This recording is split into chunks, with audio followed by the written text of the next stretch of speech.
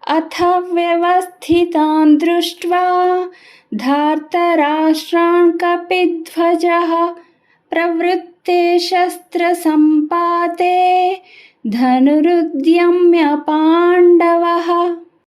భావము: ఓ ధృతరాష్ట్ర మహారాజా, పిమ్మట యుద్ధమునకై నడుము బిగించి సమరసన్నద్ధులై ఉన్న ధార్తరాష్ట్రులను చూచి కపిధ్వజుడైన అర్జునుడు ధనస్సును పైకెత్తి ఈ విధముగా పలికెను అని సంజయుడు ధృతరాష్ట్రునితో పలికెను. హృషీకేశం తదా వాక్యం ఇదమాహ మహీపతే. అర్జున ఉవాచ సేనయోరుభయోర్మధ్యే రథం స్థాపయమేచ్యుత.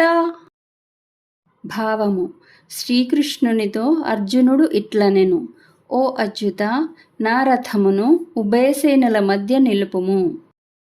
యావదేతాన్నిరీక్షేహం యోద్ధుకామానవస్థితాన్ కైర్మయా సహ యోద్ధవ్యం అస్మిన్ రణసముద్యమే.